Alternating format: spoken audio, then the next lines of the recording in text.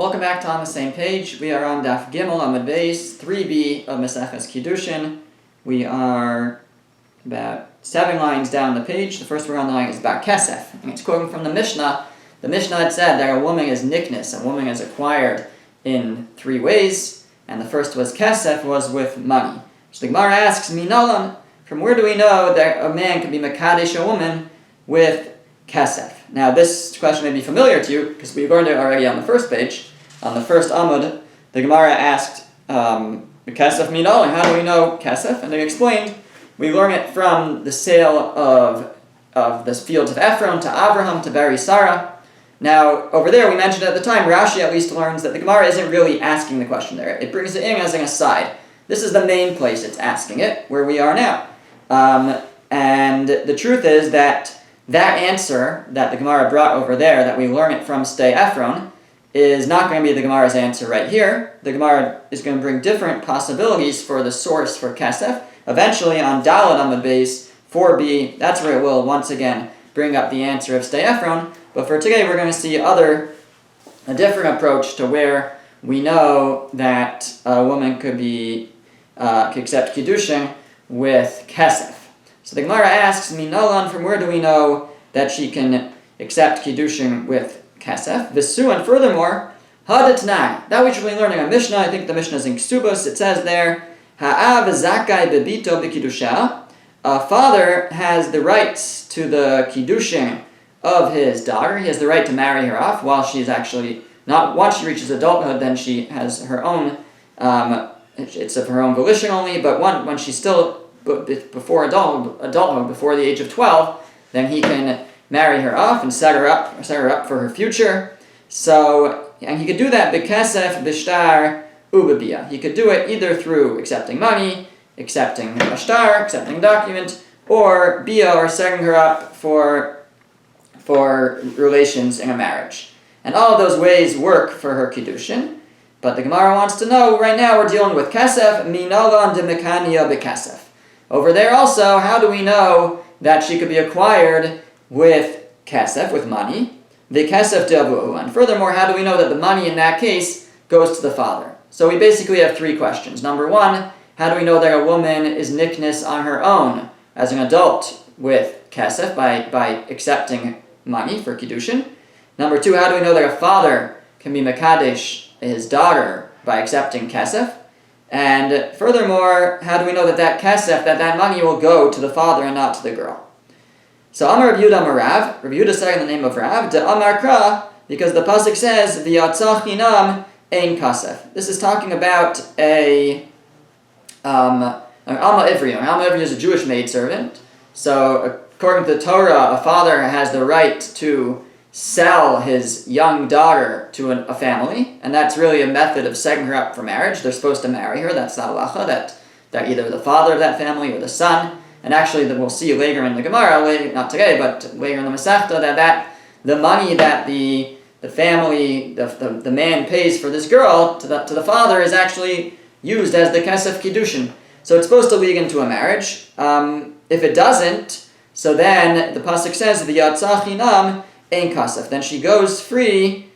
There's no money. She leaves this relationship, this family that she's working for, without paying anything. That's once she reaches, well, it doesn't say, it just says she goes out free. It doesn't say when. Our Gemara, we'll see later today, says it's when she reaches adulthood, and at least already Nairus, which is, a Naira is a young girl that's already at the age of 12. So by the age of 12, she would go free.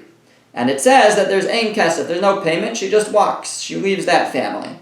So the Gemara learns out, it's sort of extra words here. It says v'yatzach hinam, she goes out free. Ein kesef, there's no money. So that's superfluous. Why does it say, after it said she goes out free, why does it say that there's no money for it? She doesn't have to pay anything to go out. So we learn out, ein kesef l'adam zeh. It's telling you, in this case, there's no kesef. This adam, this master that she's been working for, there's no money. No money goes to him when she leaves his rishus, his property, his watch. Aval yesh kesef la'adam acher. But there is money that goes to a different master, someone else who held some level of control over her, and that is her father. Umanihu av, that's the father. The father is on some level her master, insofar as he has the right to sell her, to give her over to a family like this. And the Torah says extra words here, Ein kesef l'adam zeh, aval yesh kesef l'adam acher. There's no money that goes to the master that she's leaving now when she reaches her age of maturity. But it sounds like in a different case there is money. That's to her father when he was mekadesh her as a child. So the Gemara asks, Ve'ema ledida. But who says that money goes to the father? Maybe it goes to her. Meaning all that we learn out is there's no money in the case where she goes free from this master, but there maybe is money in the case where she leaves the reshus, the property of a different master, her father. But who says that money goes to the father? Maybe it goes to her. All we see is that there is money, that there should be a payment in that Kiddushin, but maybe it goes to her. So the Gemara says, Hachi hashta. Hashta avia mekabel kiddusha.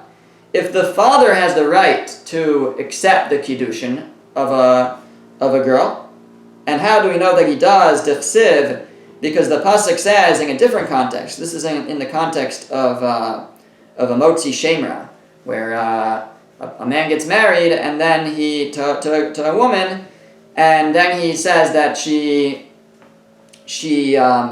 was an adulterer, that she had had relations with another man. He accuses her, and it may be a false accusation, slander. It's motzi shemra. So that there the pasuk says that the father says, "Es biti nasati la'ish hazeh." I gave my daughter to this man, and I think it says vayisna'eha, and he despised her.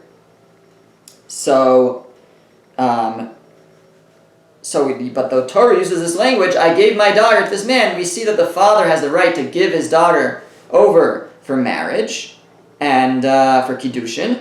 So if he has that right, so v'ihi shakla kaspa, the Gemara says she's going to get the money. So then what is his right here? What is the Torah entrusting him with? So if the Torah is giving him the right to marry her off, it would seem that part of that right would be that he would also receive the money for Kiddushin. So you see that the father, that when we learn, first we learn Ein kesef l'adam zeh aval yesh kesef l'adam acher. We learn that when there's that when she goes free from a master, when she's an Alma Ivri, when she's a Jewish maidservant, when she goes out of his property, there's no money, the pasuk says, but we deduce from there's no money there, but there is money when she leaves her father's property for marriage. Now, we said, but maybe the money goes to her. So to that we say, no, the fact that the father has the ability to accept Kiddushin for her, to give her over to husband, it would follow that should also, within that right, is also the right to receive the money. So the Gemara says, Ve'ema hani mili ktana, deles v'yad l'kabel Kiddushin. Maybe that's true by a katana, by a younger girl, before the age of 12, who she's not considered, under the age of 12, you're not considered to have a child isn't considered to have proper das, to have proper thinking, insofar as the ability to make kinyanim, to make transactions, and so a young girl cannot accept Kiddushin, she can't make a transaction. The father could do it on her behalf, but she can't do it herself. So maybe it's there that we say that the father gets the money.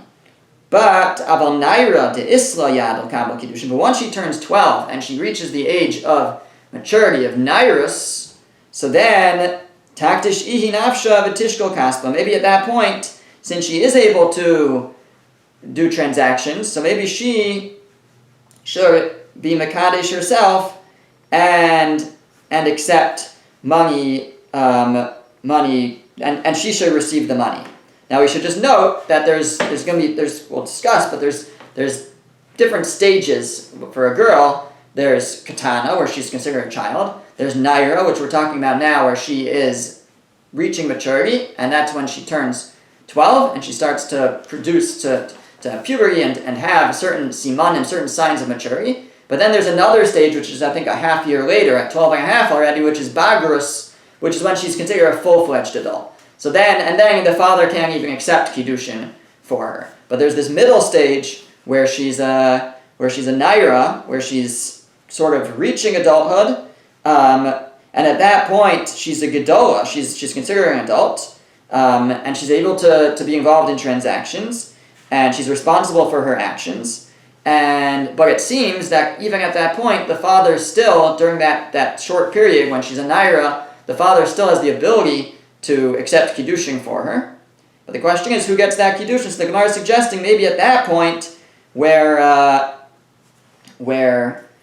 she's old enough, to be involved in transactions, so she should be the one to be Makadesh herself, and she should be the one to get the money. So to that, the Gemara says, Amar Kra, but the Pasuk says, Binureha Beisavia. This is a verse in the context of vows, of nullification of vows. So the Torah tells us, I think this is in Parashas Naso, I believe. Yeah, I think it's in Naso. So there, the Pasuk says that these are the laws of vows, etc. And it says, being ish l'ishto, between a man and his wife, because a man has a right to nullify vows that his wife makes that relate to him. And being av levito, and between a father and his daughter. A father has a right to annul vows that his daughter makes that relate to him. And when is that? Binureha Beisavia. The end of the verse says, that's where our Gemara quotes, Binureha Beisavia. In her stage of naris, this stage of between 12 and 12 and a half, Beisavia, in the house of her father. That's when he has the right to nullify her vows. And what it's teaching us is, what the Gemara is learning here is that Binureha, when she's still a naira, she's Beisavia. As the language of the Gemara is Kol Shvach Neurim Lavia. All the benefit of her Neurim, of her age now, still goes to the father. And so that verse implies that the father receives all the shvach, all the benefits that can come from her, and therefore, even as a naira, the father would receive the money for Kiddushin. So asks the Gemara, Ve'ela hadamar Rav Huna Marav. So if that's the case, that as a naira, and if we're learning from that verse, which is said with regards to vows, but we're saying that we learn the father has the right to annul vows, and also binurea beisavia, kol shvach neurim lavia, all the shvach, all the benefits are le'avia, are to the house of her father, and he has the right to get the money for Kiddushin. Saying, how do we understand the following? Hadamar Rav Huna Marav. Rav Huna saying in the name of Rav, Minayin shemaisa bas la'av. How do we know that the production of a daughter goes to the father? That if a girl, while she's a child, let's say, creates something and sells it, so who gets that money? The father gets the money. As a child, she doesn't have a right to earn her own keep. So how do we know that? So it says Shenemar, because the pasuk says V'chinkor ishes bito la'ama, that we talked about earlier, right? The right to the father to sell his young daughter as a maidservant. So it says there that when a man sells his daughter as a maidservant, and we say that ma'ama ma'aseh yadei l'rabba, just like a maidservant, her ma'aseh yadayim, her creative production, her profits go to her master. So Afbas nami ma'aseh yadei l'avia. So the same is true for a daughter, that her production should go to the father. Insofar as we give him the right to sell that production, that profitability to someone else, so it seems that he owns the rights to it. So we see that the father has the rights to her ma'aseh yadayim. So ask the Gemara, why do we need that as the source? Why do we need the verse V'chinkor ishes bito la'ama? That why do we have to learn that the father gets his daughter's production, profits, from the fact that he can sell her as a maidservant? Learn it from the verse that we just quoted, which is saying in regards to vows, but we said that binurea beisavia, in her nureha, in that age, beisavia, all the shvach, all the benefits go to her father's house, go to her father.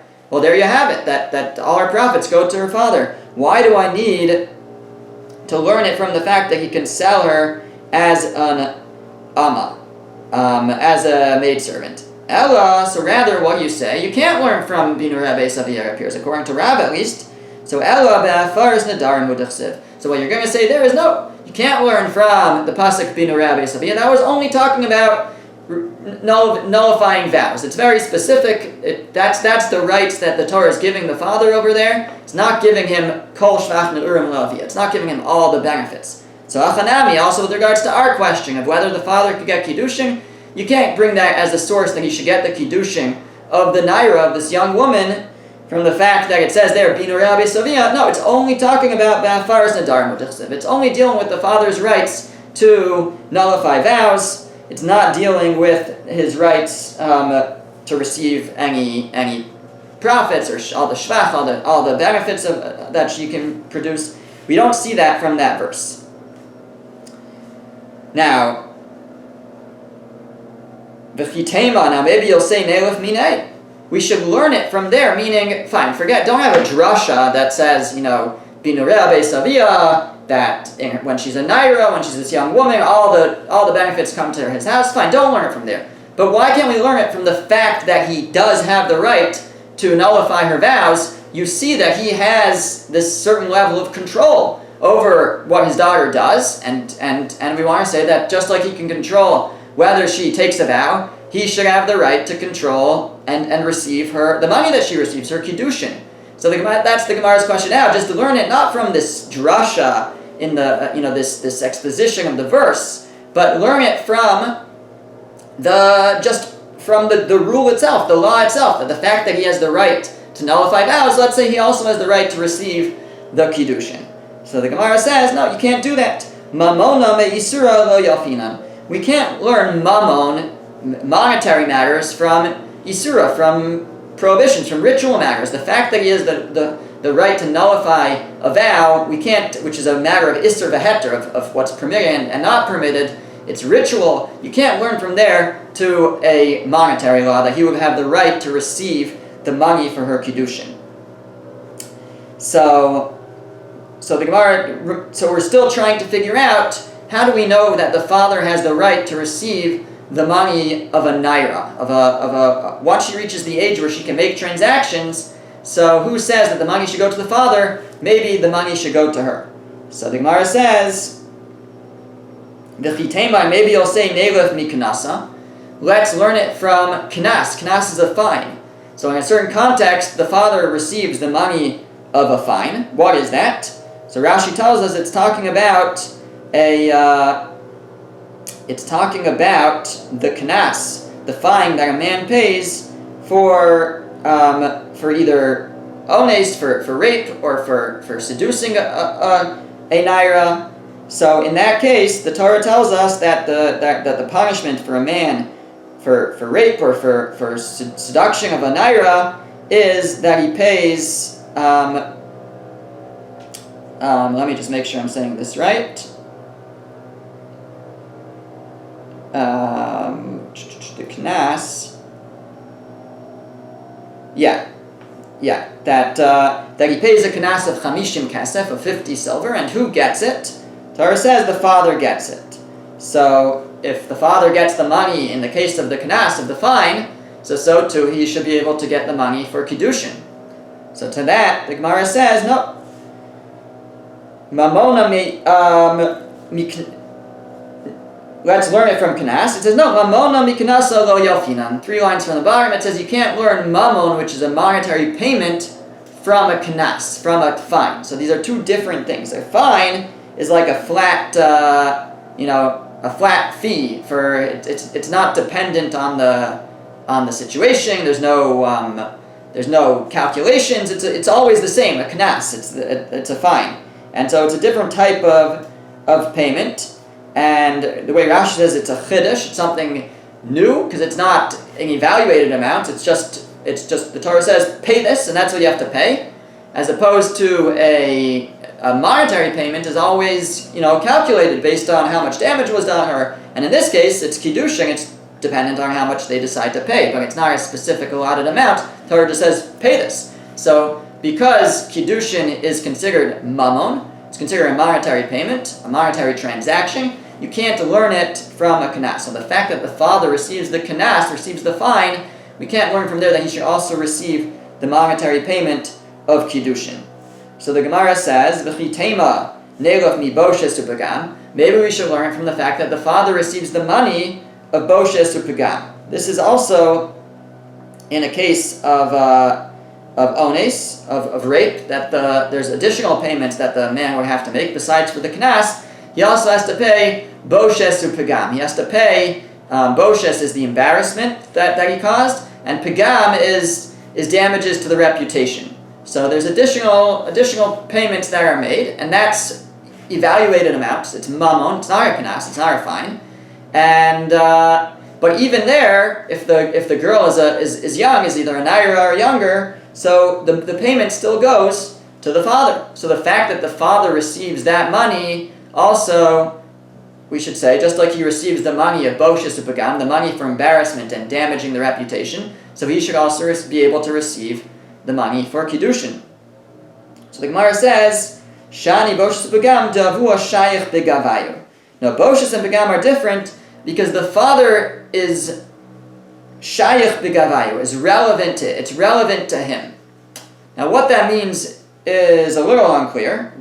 The Gemara is justifying it, saying that it makes sense that he receives the money for boshes and pagam, for embarrassment and damaging a reputation, because it's shayach b'gavayu, it's relevant to him, as opposed to Kiddushin is not.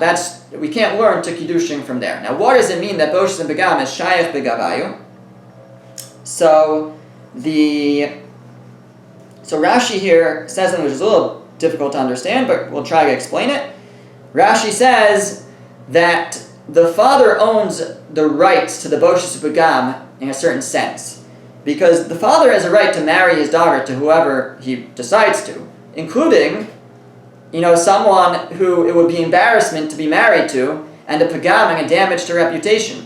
So in a sense, he owns that ability and those rights, and therefore.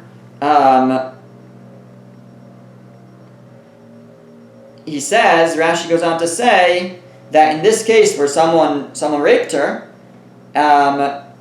he's sort of taking away that right of the father. Now the father's going to have trouble marrying her off at all, and so he's losing the chance to earn money for her. And including in a way that boshes and pagam could happen. So the father owns the rights to marry his daughter off, even through boshes and pagam, even through, in a sense, in a way that would embarrass her or damage her reputation. He owns that. He has that right because he has the ability to marry her off, and yet, but now that this man has raped her, then he sort of took away that ability from the father. So he's damaged the father's interest, the father's abilities within even boshes and pagam. Now, besides the fact it's a hard concept to wrap our heads around and unclear on its head, now I'm sure, I'm not saying there isn't a way to understand it, it's hard to understand. The Rishonim also ask on this Rashi that it seems like backwards, because we're trying to figure out if the father has the right to marry off his daughter and get the money. So Rashi seems to be saying that he loses his ability to get money for marrying her off. We're actually trying to establish that. So how could that be part of the argument? So there is a much more simple way to read this line.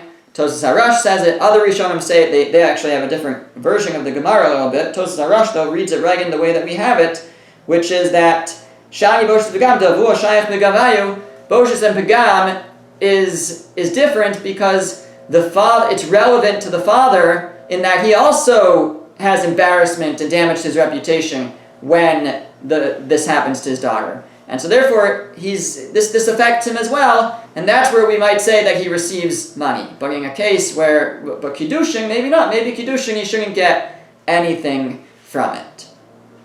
Ella, so rather the Gemara says, so we don't really have a source that the father should be able to get the Kiddushin even for a naira, even when a girl is 12 years old. Ella mistavra, so rather says the Gemara, we have to go back to our original point and say as follows. We're going to go back to the pasuk of when she leaves the property of the master when she was an ivri, when she was a maidservant, and there it said, V'yatzachi nam ein kasef. She goes out free. There's no money, and we said ein kasef l'adon zeh aval yesh kasef l'adon acher. There's no money to this master when she leaves that the property of her master, but it implies that when she leaves the property of a different master, there is money, which is the father, and that the father gets money. And we asked, but maybe she should get the money. Maybe it's just saying there is money, but maybe the money goes to her. Who says it goes to the father? So to that we're going to say now, El Mistaver, it's logical, Dekika Memayet, that when that verse is coming to exclude something, Ein Kesef L'Adon Zeh, there's no money to this master, but there is money to a different master, Yitzia Dekavasa Kamemayet. It's excluding a similar exit, a similar leaving of someone's rishus, of someone's property, and it's telling you that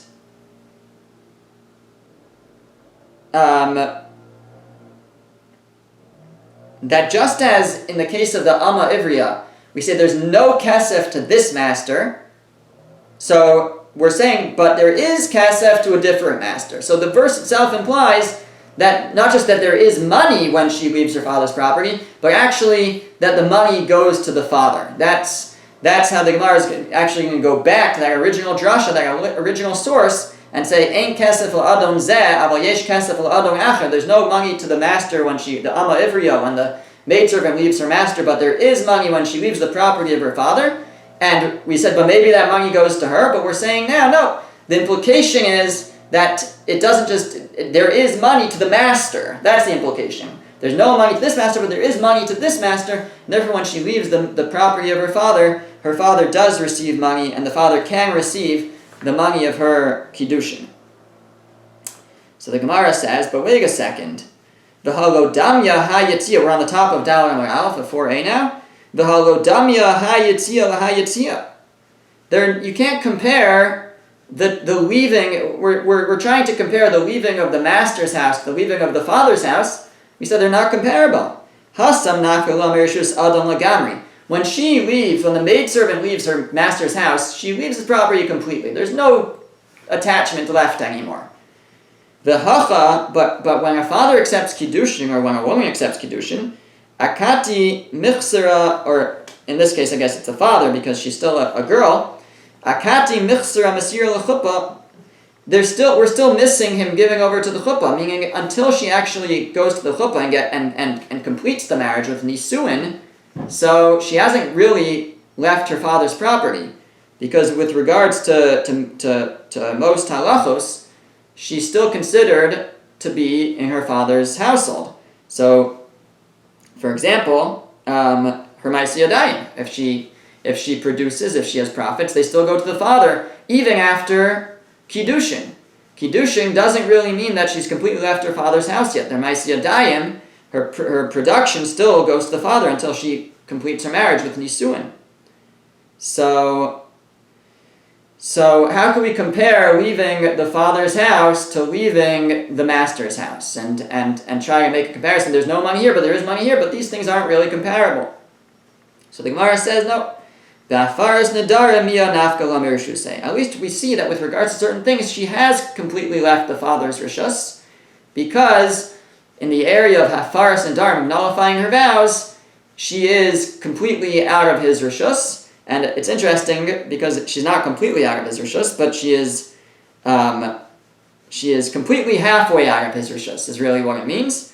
Because once she is betrothed, once she has Kiddushin, so now let's say she makes a vow, then both her father and her husband would have to nullify it for it to be nullified. The father can't do it on his own, and the husband can't do it on his own when she's in the state of engaged, of Kiddushin, before Nisuin. And so, in a sense, the fact that the father has, even though he still is involved in the nullification of vows, but he's lost his rights, because he now needs someone else, he needs the husband, so she has completely left the father's rishus with regards to that, and so too, we can view this yitzia, this leaving the father's rishus, as similar to leaving the master's rishus, and we could learn one from the other. There's no kiddushin, there's no money in the case of the master, but there is money in the case of the father. Where do we see that the husband now has a right to after Kiddushin, has a right to help with nullifying the vow. Ditnang, it's a Mishnah in Nedarim. The Mishnah says, Naira Hamurasa, a Naira, a 12-year-old girl who is engaged, who's betrothed, she's an Arusa, which is someone who accepted Kiddushin, via Ubal Mafir Nidara. Her father and her husband can nullify her vow. So, in a sense, it's true the father's still involved, but it's no longer in his control, because now there is a husband there. So this is considered an indication that there is an exit, a yitzia from the property that has taken place, because on some senses, at least on some levels, the father has relinquished his rights and his control over his daughter. Okay, now the Gemara says, so we're trying to learn from the verse, V'yatzah chinam ein kasef. She goes out free, there's no money to this master, but there is money to the father. Ask the Gemara, V'hai v'yatzah chinam lahachi yuda asa. These words, V'yatzah chinam, are coming for this. Hamibayle l'kedetanya. We need them for something else. They're already used. You can't make this drasha because we're already using these words to learn something else, for a different drasha. Detanya, because the Brisa says, V'yatzah chinam, and she goes out for free. When? So the verse there is talking about a maidservant. It's saying that if the father or the son of the family that bought her doesn't marry her, which is the whole point of this, right, is to set her up for marriage. That's why that's the situation where the father, otherwise he shouldn't really be doing this. But he's really trying to set her up for her future, and that she should be able to marry either the father or the son from this family that paid for her, but what if they don't? So the Torah says if they don't marry her, then she goes free. What age? When? How much time do they have? So says the Gemara, V'yatzah chinam, she goes out for free, she doesn't have to pay anything. Elu yimei bagros. That's when she reaches bagros, 12 and a half. She's a full-fledged adult. Then it says ein kasef, she goes out free, ein kasef, there's no money. Elu yimei nairos. That's when she's a naira, when she's a young woman, when she's 12. Now, you may be wondering, if she goes out when she's 12, then why does it say she goes out when she's 12 and a half? Okay, that's a very good question. Rashi tells us the Gemara is going to deal with that question later. We're not going to do it today, but that will be a separate question. But for now, our question is that this verse is already being used to teach me something. V'yatzah chinam ein kasef is teaching me that she goes out from the family at what age? When she's 12 or 12 and a half. But the pasuk is being used. So how can we also use it to teach me and deduce ein kasef l'adam zeh ala yesh kasef l'adam acher, as if it's extra and excluding something? It's not extra, it's being used. So Amar Ravina explained, Im kain, if that were the case, and it was only teaching me that, le'makra ein kasef, without the yud. Let the verse say aleph nun kasef, ein kasef. My ein kasef, why does it have the yud? The yud is extra. And it's to teach me, make another drasha out of these words. Teach me something else. Teach me, ein kasef l'adam zeh, aval yesh kasef l'adam acher. There's no money for this master, but there is money for another master, meaning her father gets money for her kiddushin. Umani yoav, who is that? That's her father. Ask the Gemara, umimai darshinan hachi. How do you know that you can make such a drasha with just the yud of the word ein and say, oh, this yud is extra, and now we can learn a whole new thing just because of that yud? That's how you spell the word ein. Ein is usually spelled with the yud, so how do we know that we can call that extra and make a drasha? So the Gemara says Detanya, because we can see that in a Brisa. The Brisa says V'zera einava. It says it's talking about a Bas Kohen, the daughter of a Kohen. So as the daughter of a Kohen, she's from a Kohen's family, she could eat truma. What happens? Right, truma is consecrated food. Only Kohanim are allowed to eat it. What happens if this girl now marries a Yisrael? So once she marries a Yisrael, she's not allowed to eat truma anymore. She loses her status as a Kohen. Now, what if her husband dies? Her Yisrael husband dies. So does she revert back to being from a family of Kohanim, and now can she eat truma again? So it depends if she has children. If she has children, then she does not revert back. If she has no children, then she does revert back, and she could resume eating truma. So the pasuk says, "V'zera ein la." If she has no offspring, then she could continue to eat truma. So ein li ela zara. I only know that that's true if she has her own offspring. Zara minayin. How do I know that even if she has a grandchild who's alive? Maybe she had a child, and and that child had a child, so she has a grandchild, and then the child, her child, the parent, the middle generation died. So she now is Zera Ein, she has no child, so can she eat Truma? But she has a grandchild. So how do I know that she may not eat Truma because she has a grandchild? Talmud Omar Zera Ein La. Zera Ein La, the Yud is considered extra, and it's teaching me something. She has no Zera, she has no offspring. It's to teach me Ayin La. Bima Ayin, look into her and see, does she have any descendants? That's what it's teaching me. Ve'ein li ala Zera Kosher, I only know that it's true for Zera Kosher. If she has descendants who are kosher, who are of proper lineage. Zera Pasal Minayin. What if she has Zera Pasal, or she has descendants who are Mamzerim? They are the product of illicit relationships. She has she let's say married a Yisrael who that's what will be a case where a child produced through adultery or will be a mamzer. So let's say her child, and it's puzzle. It's a descendant who's considered improper.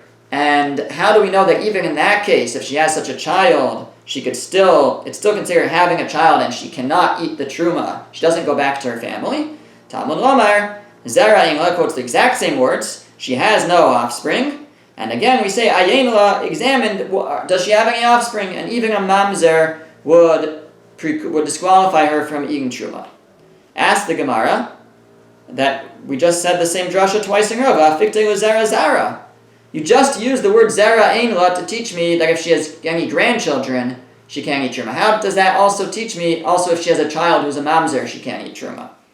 So the Gemara says, because Zera Zara lo itzricha, that the truth is we didn't need a pasuk for her grandchildren. Dibnei vanim arein kevanim.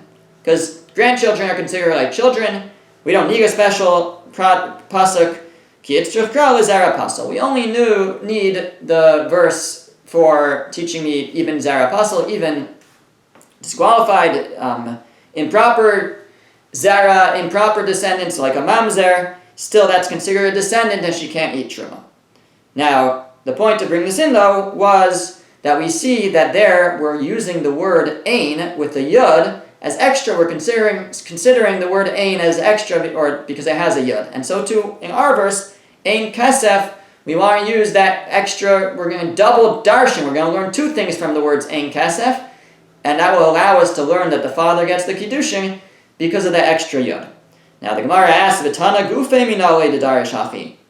How did this Tana himself know that you can darshan? That brisa, it's very nice we have a brisa that learned from the extra yud, but it still seems strange. How did the Tana know? Where did that come from that you could darshan, you could learn out from an extra yud in the word ein? So the Gemara says, Amri, we say, ksiv me'ein bilam. Because when Bilam refuses to go with the elders that are sent by Balak, so it says that they said to Balak, Me'ein Bilam halech imanu. Bilam would not go with us. And there it uses the word ein without a yud. Ume'ein yivami. And when it's part of the chalitza process, the woman says that she says, Me'ein yivami lakim la'achiv shem b'Yisrael. My Yavam, this man doesn't want to uphold his brother's name and marry me, so we have to do chalitza. But again, she says me'ein, like he doesn't want to, and the word ein is spelled without a yud. So we have two places that we see that you could yud, delok siv b'hu yud. The Gemara says there's two places where it has the word ein and it's spelled without a yud. So we see you could spell the word ein without a yud.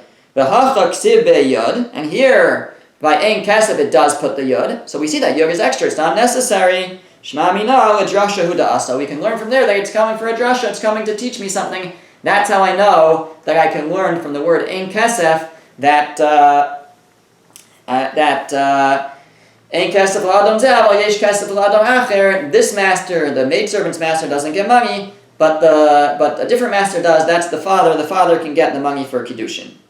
Says the Gemara, ve'itzrich l'michtav kiddusha l'aviyah, ve'itzrich l'michtav ma'asiyah de'alaviyah. Now we have two separate verses teaching me, one that the father gets the Kiddushin, and separately a verse that he gets her Ma'aseh Yadayim, her profits. And the Gemara wants to know, right, the Ein Kesef, what we've been talking about, that's how we know he gets the Kiddushin. And the fact that he can sell his his daughter as a maidservant teaches me that he gets her Ma'aseh Yadayim, he gets her production. He gets the money from her profits. So why do I need a separate verse? Why don't I just learn both from the same verse, just like he gets her, either teach me that he gets her production and I'll figure out that he gets her Kiddushin, or teach me she gets her Kiddushin and I'll figure out that he gets her profits. Says the Gemara, no, we need both. Di'ikas of Rachmana Kiddusha Lavia, if the Torah had taught me that he receives the money for her Kiddushin, Hava Amina, I would have thought to say, Mishum Delo Tarcha Bahu. That's because she didn't work for that. Kiddushin she gets as a gift. Ava Ma'aseh Yadayim Tarcha Bahu, but her Ma'aseh Yadayim, her profits, which she worked for, Ema Didahavu. I might think that she should get it, because she worked for it. That's why the Torah says, no, as long as she's a young girl, it still goes to the father. If it had taught me only that she gets her profits, I would say to kamataz namine. That's because at the end of the day, who's giving her food? Who's feeding her? Her father. And he's feeding her with the intent that he also benefits from her production. It's like it's fair that way. So the father's feeding her. But if she makes some money, so it's expected to go to the family and expected to go, to go into his bank so that he can. That's part of the deal. That's the expectation. Aval kiddusha demei alma ka'asi but kiddushin, which he's not in the father's plan. He's not thinking about that. Her production he's thinking about. Alfi you do, but I want you to contribute your earnings. But kiddushin is like it's a one-time thing. It's not part of his calculations. He's not assuming that he's going to get that. It's not why he's not thinking that as he provides for her. So you might say ema didahavu. You might say that it goes to her. Tricha. That's why I need a verse to teach me separately that the Kiddushin goes to her. I have one verse to teach me the Kiddushin goes to her, and one verse to teach me that the Kiddushin goes to him, goes to the father. One verse teaching me the Kiddushin goes to the father, and a separate verse teaching me that the Ma'aseh Yadayim, her production, her profits from whatever work she does, also goes to the father while she is still a child before she reaches adulthood. Thank you for listening. Bit of a longer shir today. It's actually quite a complicated Gemara, but we made it through. Thanks for joining.